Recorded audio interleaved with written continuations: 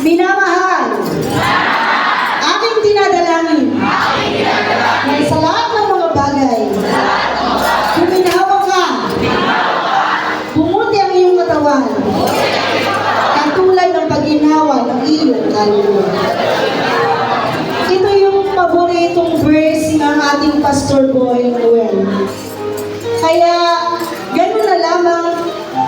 Nakatulad pag tayo nakikita sa birthday, bakit kaya may 3 John 2? 3 John 2. Nung hindi pa ako, bago pa ako sa pananampalataya, kain pa lang 3 John 2. Ganun tayo inibig ng Panginoon. Kaya, napakasarap akapin ang kanyang mga salita. At isa pang paborito ni Pastor Boy Noel, if God's will is known, that is your reasoning power. Kung alam natin na ito'y kalooban ng Diyos, gagawin natin ang lahat. Gagawin natin ang best. That is our reasoning power. May mga ilang verse at saka mga ilang susi po ako na kinuha dito. Sabi nga kanina ng ating Sister Elaine, sinabi ni Ate Elaine, when you are given a command, just follow. Kapag naranasan ninyo na kayo'y inutusan ng Panginoon, alam niyo po ba, kapag yung command ay sinunod natin, iba yung pakiramdam na para bang piyesta na. Yung katulad na naranasan natin. Kapag ikaw ay sumunod sa utos ng Diyos, when you are given a command, just follow. Kaya tayong mga magkakapatid sa pananampalataya, ito lagi minsan natin dapat maturuan ang ating sarili na obey the command. Obey first. Before mayroong kasabihan doon. Obey first. When you are given a command, just follow. Sumunod lang tayo sa utos. At kapag sinunod natin ang utos, alam niyo ba, iba yung pakiramdam na naranasan ng buhay ng bawat isa. I will touch and agree for my need to be met. I will touch and agree for my need to be met.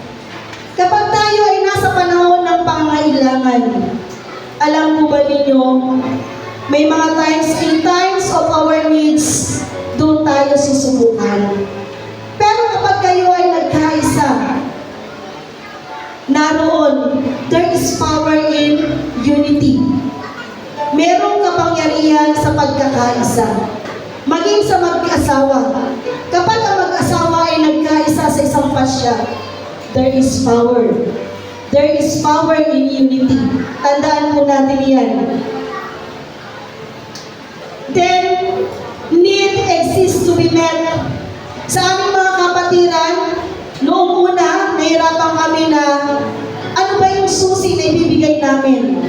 Kasi kung ano yung need ng church, yun ang dapat namin ibigay. Subalit naging mas okay na po sa amin dahil nasa leading ng Holy Spirit ang aming sinusunod sa church natin, sa Mother Church sa Mona. Kaya hindi na kami naghahagilap ng mga susi na ibibigay namin sa bawat linggo. Need exists to be met. Kapag tayo nasa pangailangan, doon malakas na kumikilos ang presensya ng Diyos. Doon kumikilos ang Panginoon. Kapag tayo ay nasa punto ng ating pangangailangan at tayo taas ng ating mga kamay, doon madaling kumilos ang Panginoon. Kaya nga, kapag tayo may pangailangan, dumarating ang kasagutan. Kaya sasabihin ng iba, bakit ako hindi pinagpapala? Humingi ka ba? Anong needs mo? So kailangan nating sabihin sa Panginoon, Panginoon, ito ang kailangan namin. Ito ang pupunan ng Panginoon. Sa bawat pinin na binibigay sa pananampalataya, tandaan po natin, in everything you do it heartily unto the Lord, and not unto men. Sa lahat ng mga pinin na iyong pinakakawalan sa pananampalataya, pananampalataya, ito ang sisigaw sa ating Panginoon, na sa lahat ng ating mga hinihingi sa Kanya, ibibigay ito ng Panginoon sa tamang oras, sa tamang panahon. Dahil ang Panginoon may sariling timetable upang ikaw at ako ay Kanyang pagpalain. Purihin ang Panginoon. God is at the point of my need. Ang Diyos ay patuloy na kumikilos, patuloy na pinupuna ng Panginoon ang ating pangailangan. Tandaan po natin, higit sa lahat ang aming kapatiran sa lugar ng Subay. At ang Diyos ay nalulugod sa inyong mga pag-asik. Kaya nga minsan, nasabi ko kay Pastor Iner, ang ating kapatiran sa lugar ng Subay ay nakakapagpagandog na sa Panginoon, nakakapag-tithes na. Kaya nga po, hindi saan pa man, sa lahat ng ating ginagawa natin ito na parang sa Panginoon tayo nag-ahandog. Hindi sa tao kayo titingin dahil lahat ng iniahandog ninyo sa pananampalataya, yun ay ginagamit sa mabuting lupa. Na kung saan tayo ay 25% po ba ma'am? 20% kasama po ba yung sa burwang yan? 20%. Imagine po ninyo, 20% ang nangyari sa atin. Sa biyaya ng Diyos, bakit ito napunan ng Panginoon? Kaya nga ang Diyos, God is at the point of our need. Sabihin nga po ninyo natin, God is at the point of our need. Magtataka tayo, bakit 20% na kayanan natin? Amen po ba? Napakalaki noong yun ang iniasip natin sa mabuting lupa.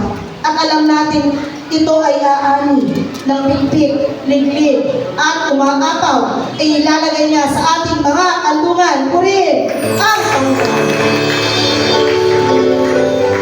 Kaya nga po, huwag po tayong manghimagod sa paggawa ng mabuti. At sa takdang kapanahunan, ito ay aatinihin ng ating mga sambayan. Ito ang lagi kong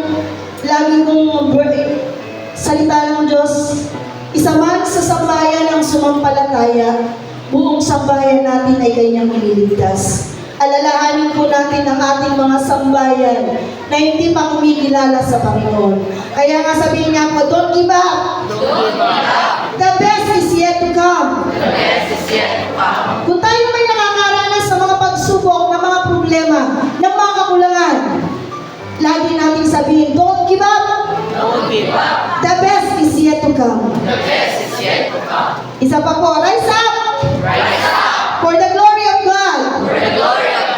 Is written upon me. Rise up. For the glory of God. Is written upon you. Purihin natin ang Panginoon. To God be all the glory.